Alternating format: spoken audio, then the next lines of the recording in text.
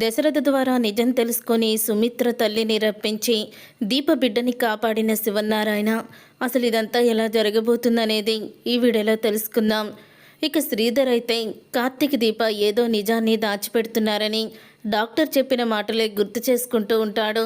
అన్నిటికీ సిద్ధమయ్యే కదా ఇక్కడికి వచ్చింది అని డాక్టర్ అన్న మాటలకి శ్రీధర్లో అనుమానమైతే మొదలవుతుంది. అసలు కార్తీక్ ఏం చేయాలనుకుంటున్నాడు, అసలు వాడు ఎందుకు ఇలా ప్రవర్తిస్తున్నాడో తెలియడం లేదు. ఆ రోజు దశరథ్ బావ ఏదో నిజాన్ని చెప్పబోతూ ఉంటే అసలు మీకు దీప గురించి మాట్లాడే అర్హత ఉందా అంటూ బావ నోరుని మూయించాడు. అంటే దీప కార్తిక్ ఎందుకు హాస్పిటల్కి వెళ్ళారో ఖచ్చితంగా దశరథ బావకి తెలిసే ఉంటుంది. ఆ నిజమేంటో తెలుసుకోవాలి అని శ్రీధర్ అయితే శివనారాయణ ఇంటికైతే వెళ్తాడు.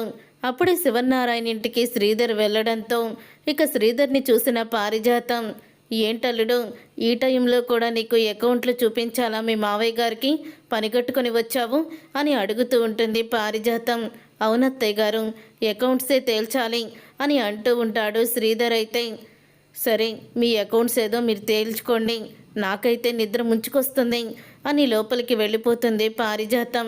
అప్పుడే శివనారాయణ, ఏంటి శ్రీధర్ ఈ టైంలో వచ్చావు అని అడుగుతూ ఉంటాడు. దశరథ్ బావ ఇంట్లో లేడా అని అడుగుతూ ఉంటాడు. శ్రీధర్ అయితే లేడు, ఇప్పుడే కార్తిక్ని కలవడానికి వెళ్తున్నానని చెప్పి వెళ్ళాడు.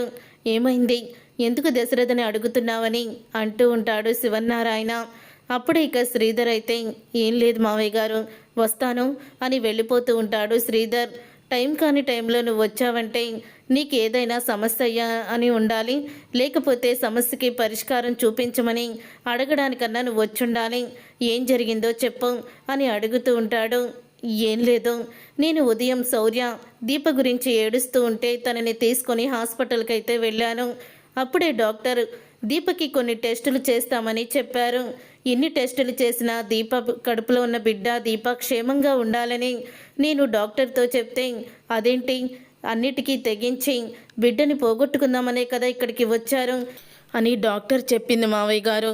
అంటే వాళ్ళిద్దరూ ఏదో నిజాన్ని దాచిపెడుతున్నారు, మనకి అసలు నిజం చెప్పకుండా ఏదేదో సాకులు చెప్తున్నారు అని అంటూ ఉంటాడు శ్రీధర్. ఆ మాట విని ఒక్కసారి షాక్ అయిపోతూ ఉంటాడు శివనారాయణ. నాకు తెలిసి దశరథ బావకు కూడా ఈ నిజం తెలుసు, ఏదో నిజాన్ని గట్టిగానే దాచిపెడుతున్నారు, అదేంటో తెలుసుకుందామని వచ్చాను, కానీ ఇంతలో బావలేడు అని అంటూ ఉంటాడు శ్రీధర్. దశరథ బావకి ఖచ్చితంగా నిజం తెలిసే ఉంటుంది, బావ మాట తీరు కూడా చాలా మార్పు వచ్చింది, మీరు గమనించారో లేదో అని శ్రీధర్ అంటూ ఉంటే, అవును శ్రీధర్ నువ్వు చెప్పింది నిజమే, నాకు కూడా అలాగే అనిపిస్తుంది, ఖచ్చితంగా నాకు తనలో మార్పు కనిపిస్తుంది దశరథలో. మావయ్య గారు మీరే అసలు నిజమేంటో కనిపెట్టాలి, దశరథ బావ మీకు ఖచ్చితంగా నిజం చెప్తాడు, తన చేత నిజం చెప్పించండి, ఒకవేళ మన చేతిలో ఏదైనా ఈ సమస్యకి పరిష్కారం ఉంటే మనం కూడా తీరుస్తాం కదా అని అంటూ ఉంటాడు శ్రీధర్ అయితే. నీ బాధ నాకు అర్థమైంది శ్రీధర్ అని అంటూ ఉంటాడు శివనారాయణ. తర్వాత ఇక శివనారాయణ అన్న మాటకి అప్పుడే శ్రీధర్ అయితే నాకు ఏ విషయం అన్నది ఫోన్ చేసి చెప్పండి మావయ్య గారు అని వెళ్ళిపోతాడు.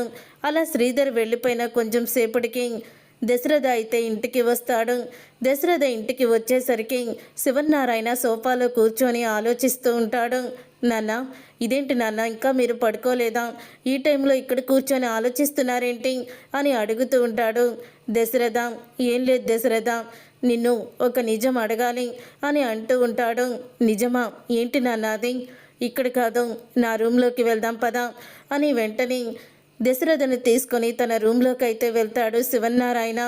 వెళ్ళిన తర్వాత వాళ్ళమ్మ ఫోటో ముందు నిలబెట్టి, రే నిజం చెప్పు, అసలు కార్తీక్ దీపని ఏ ఉద్దేశంతో హాస్పిటల్లో జాయిన్ చేశాడు, నిజంగా బిడ్డకి దీపకి ఏదైనా ప్రాబ్లం ఉందా, ఏం జరిగిందిరా అని అడుగుతూ ఉంటే, ఏం లేదు నాన్న, కార్తీక్ చెప్పిందే నిజం అని అంటూ ఉంటాడు. దశరథ అయితే అప్పుడే ఇక ఏంటి దశరథ, ఇంకా నన్ను నమ్మించాలని చూస్తున్నావా, ఈ మధ్యకాలంలో నీలో చాలా మార్పు వచ్చింది, కొన్ని రోజుల క్రితం సుమిత్రకి ఏమైపోతుందా అని ప్రతి క్షణం కూడా భయపడుతూ ఉండేవాడివి, తర్వాత జ్యోత్స్న రిపోర్ట్స్ మ్యాచ్ అయ్యాయని తెలిసాక ఆ టెన్షన్ నీలో ఎక్కువయ్యింది, కానీ కొన్ని రోజులకి నీ ముఖంలో చిరునవ్వు కనిపించింది. గుడికి వెళ్ళొచ్చిన తర్వాత ఆ దేవుడు వరమించినట్టు నీ ముఖంలో ఆనందం చూశాను. ఆ చూసిన 2 రోజులకే ఆ ఆనందం మాయమైపోయింది. అసలు ఏం జరుగుతుందిరా నీ జీవితంలో? ఎందుకు నువ్వు ఇలా ప్రవర్తిస్తున్నావు? దీని వెనకాల ఉన్న కారణం ఏంటి అని శివన్నారాయణ అడుగుతూ ఉంటాడు. అప్పుడే ఇక దశరథ అయితే, చెప్పాను కదా నాన్న, ఏ కారణం కూడా లేదని అని అంటూ ఉంటాడు. దశరథ, నువ్వు ఇలా చెప్తే నా మాట ఎందుకు వింటావురా నువ్వు అని అంటూ శివన్నారాయణ దశరథ చెయ్యిని తన తల మీద పెట్టి, ఇప్పుడు చెప్పరా, అసలు నువ్వు దాస్తు పెట్టుతున్న నిజమేంటి? మీ అమ్మ ఫోటో కూడా ఇక్కడ ఉంది, మీ అమ్మ సాక్షిగా చెప్పు అని అడుగుతూ ఉంటాడు. అప్పుడు ఇక శివన్నారాయణ తన చెయ్యిని తన తల మీద పెట్టుకొని, నిజం చెప్పకపోతే నేను చచ్చినంత ఒట్టే అని అనడంతో ఇక ఒకేసారి షాక్ అయిపోతూ ఉంటాడు. దశరథ అయితే, ఏంటి నాన్న ఇలా ప్రవర్తిస్తున్నారు అని అడుగుతూ ఉంటాడు. మరి ఇంకెలా ప్రవర్తించాలరా? చూడు, నువ్వు నిజం చెప్పకపోతే నేను చచ్చినంత ఒట్టే అని అంటూ ఉంటాడు శివన్నారాయణ. అప్పుడే దశరథ అయితే, నాన్న అంటూ శివన్నారాయణని పట్టుకొని ఏడుస్తూ అంటూ ఉంటాడు. నాన్న, దీప ఎవరూ కాదు నాన్న, దీప నా సొంత కూతురు. సుమిత్రకి నాకు పుట్టిన బిడ్డ, నా కన్న కూతురు, మన యావదాస్తికి వారసురాలు నాన్న అని నిజాన్ని బయట పెడతాడు. అది విని ఒక్కసారి శివన్నారాయణ షాక్ అయిపోతూ, ఏం మాట్లాడుతున్నావురా? దీప నీ కన్న కూతురు ఏంటి? జ్యోత్స్న కదా నీ కన్న కూతురు అని అడుగుతూ ఉంటాడు. లేదు నాన్న, నా కన్న కూతురు దీప, జ్యోత్స్న కాదు, జ్యోత్స్న దాసు కూతురు అని నిజం చెప్పగానే ఒక్కసారి అక్కడే మంచం మీద కుప్ప కూలిపోతాడు శివన్నారాయణ. మీరు నిజం చెప్తే ఇలాంటి పరిస్థితే వస్తుందని భయపడి ఇప్పటి వరకు నిజం చెప్పలేదు నాన్న అని అంటూ ఉంటాడు దశరథ. అసలు ఇదంతా ఎలా జరిగిందిరా, నాకేమీ అర్థం కావడం లేదు అని భయపడిపోతూ ఉంటాడు. అలా భయపడిపోతూ ఉండగా అప్పుడు ఇక పారిజాతం చేసిన కుట్రని బయట పెడతాడు దశరథ.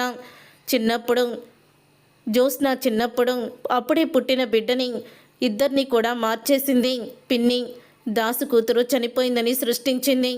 నా కూతుర్ని చంపాలని సైదులకి అప్పచెప్తే వాడు చంపలేక బస్టాండ్లో వదిలేస్తే కుబేర తీసుకువెళ్ళి పెంచుకున్నాడు అని నిజాలన్నీ బయట పెడతాడు. తర్వాత దీప రిపోర్ట్స్ అలాగే సుమిత్ర రిపోర్ట్స్ మ్యాచ్ అయ్యాయి నాన్న. జ్యోత్స్న రిపోర్ట్స్ ఇప్పుడు కూడా మ్యాచ్ అవ్వలేదు. డాక్టర్ చేత కార్తీక్ ఇదంతా చేయించాడు అని నిజాన్ని బయట పెడతాడు దశరథ. అది విని ఒక్కసారి షాక్ అయిపోతూ, అందుకనేనా దీప ఇప్పుడు ట్రీట్మెంట్కేనా హాస్పిటల్లో జాయిన్ అయ్యింది అని అంటూ ఉంటే, అవునాన్న, సుమిత్రని దీప కాపాడబోతుంది, కానీ దీప కడుపులో ఉన్న నా మనవరాల్ని నేను కాపాడలేకపోతున్నాను. మా అమ్మ మా ముందుకి వస్తుంది అని దీప ప్రెగ్నెంట్ అయ్యాక నేను చెల్లి ఇద్దరు కూడా ఎంతో సంతోషంగా ఉన్నాము.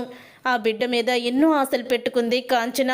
ఆ భగవంతుడు ఇలా జీవితాల్ని తారుమారు చేస్తాడని అస్సలు కూడా అనుకోలేదు నాన్న అని అంటూ ఉంటాడు దశరథ. అయితే, ఏమైంది దశరథ, అసలు దీప కడుపులో ఉన్న బిడ్డకి ప్రాబ్లం ఏంటి అని అడుగుతూ ఉంటే, దీప కడుపులో ఉన్న బిడ్డకి ప్రాబ్లం ఏమీ లేదు నాన్న, కానీ దీప సుమిత్రకి బోను మ్యారో ఇస్తే అప్పుడు దీప కడుపులో ఉన్న బిడ్డ చనిపోతుంది అని నిజాన్ని చెప్తాడు దశరథ. అయితే శివన్నారాయణకి అది విని షాక్ అయిపోతూ ఉంటాడు. శివన్నారాయణ, ఏంట్రా నువ్వు చెప్పేది అని అంటూ ఉంటే, అవునాన్న, దీప బోను మ్యారో ఇస్తే ఖచ్చితంగా తన కడుపులో ఉన్న బిడ్డ చనిపోతుందని డాక్టర్లు చెప్పారు. తెల్ల బిడ్డ అని దీపని ఆలోచించుకోమంటే నాకు నా కన్న తల్లే ముఖ్యం.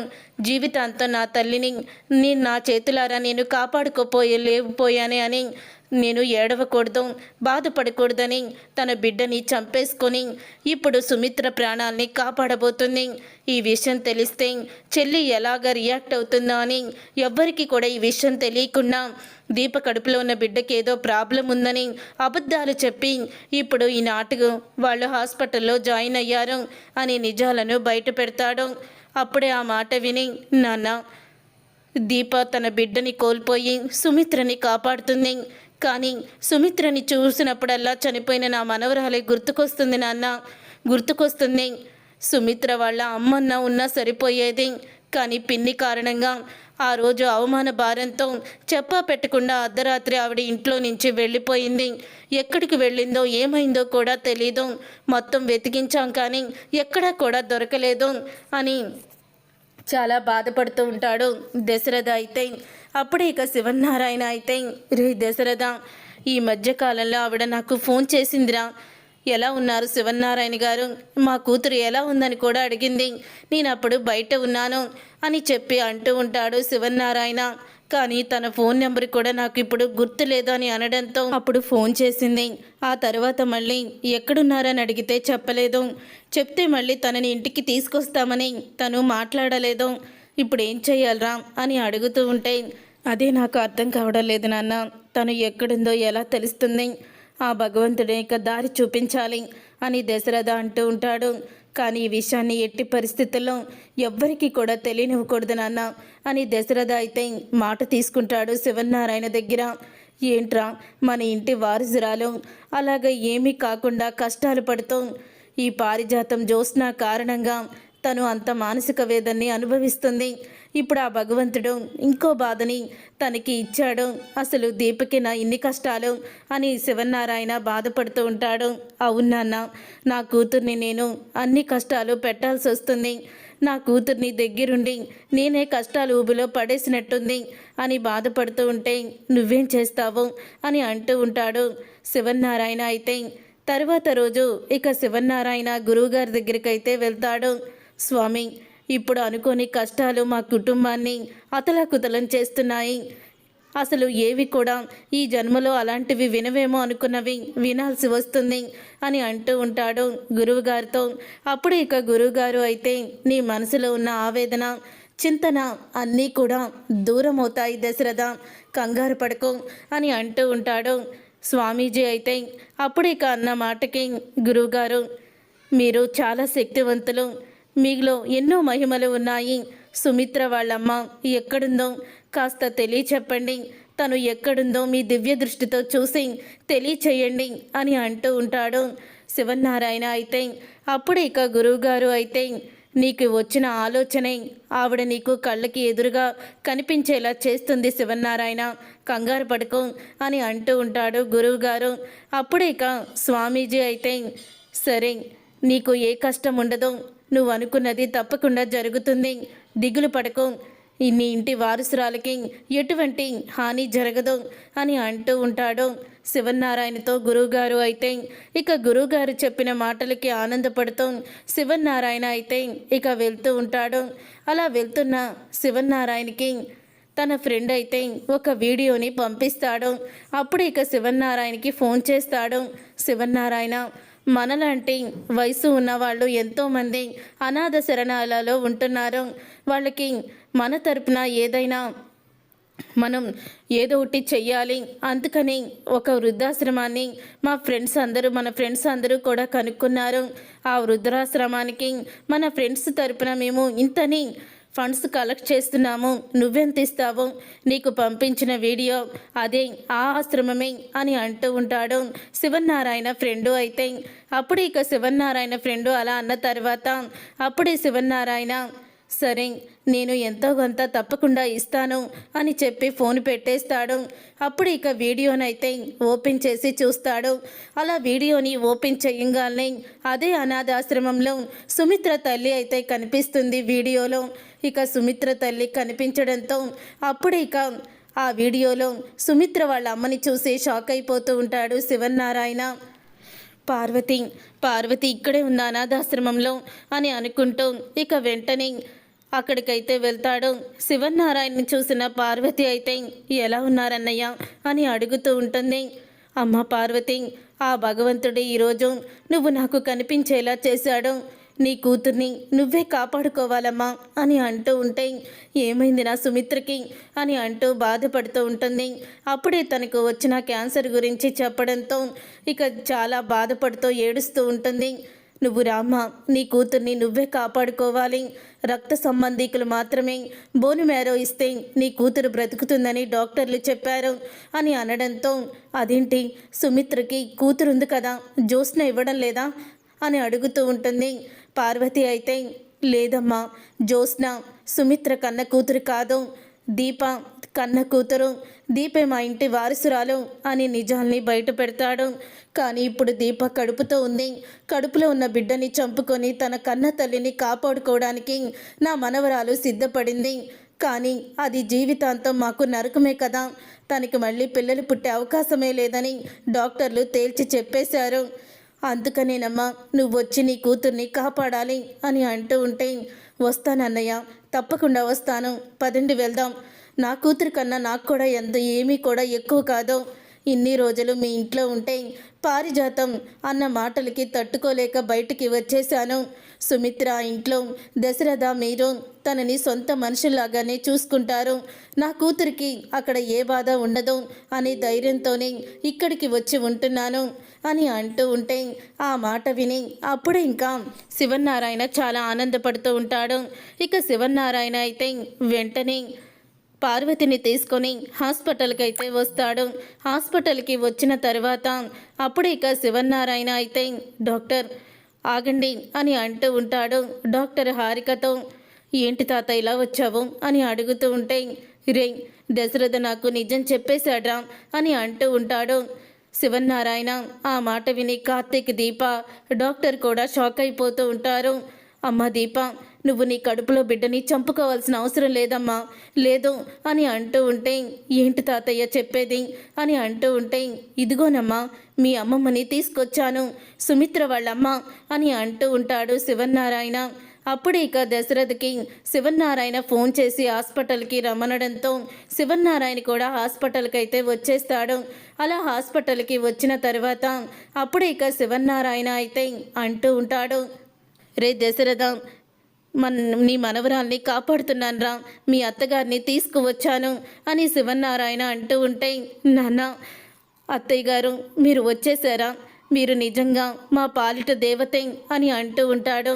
ఇక దశరథ అయితే, మీరందరూ కూడా నన్ను ఇంతకింతలా పొగుడుతున్నారు, నా కూతుర్ని నేను కాపాడుకోవడం నా బాధ్యత, నేను నా కూతురికి బోన్ మ్యారో ఇస్తాను అని అంటూ ఉంటుంది.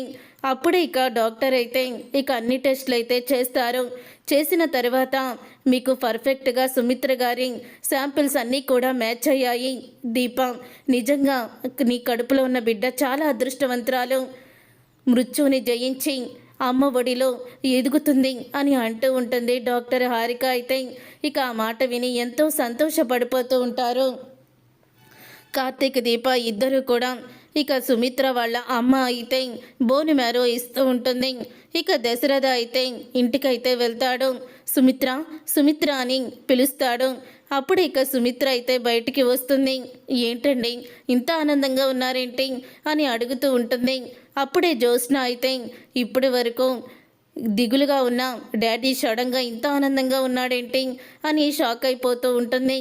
అప్పుడు ఇక సుమిత్ర, మీ అమ్మ నాకు కనిపించింది సుమిత్ర అని అంటూ ఉంటాడు. దశరథ అయితే ఏంటండి మీరు చెప్పేది, అవును మీ అమ్మగారిని నేను చూశాను, ఇప్పుడు నీకు బోను మ్యారో ఇస్తుంది మీ అమ్మే అని అనడంతో ఎంతో ఆనందపడుతూ ఉంటుంది సుమిత్ర. జ్యోత్స్న అయితే షాక్ అయిపోతూ, అదేంటి డాడీ నేను కదా ఇవ్వాల్సింది అని అంటూ ఉంటే, నువ్వు కాదు మీ అమ్మమ్మే ఇస్తుంది అని అంటూ ఉంటాడు దశరథ. తొందరగా రెడీ అవ్వం, మనం హాస్పిటల్కి వెళ్దాము అని అంటూ ఉంటాడు. ఇక దశరథ అయితే దశరథ మాటలకి అప్పుడు ఇంకా ఎంతో ఆనందపడుతూ రెడీ అవుతూ ఉంటుంది సుమిత్ర.